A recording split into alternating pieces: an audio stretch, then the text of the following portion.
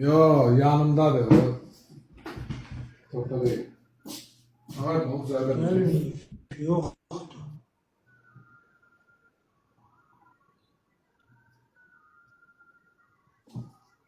Ne olur? Mesela ben sıra işine tersen ne yok sana karşı.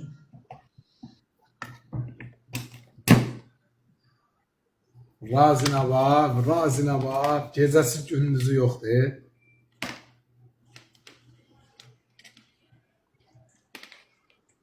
Razine var, gecesi gündüzü yok de.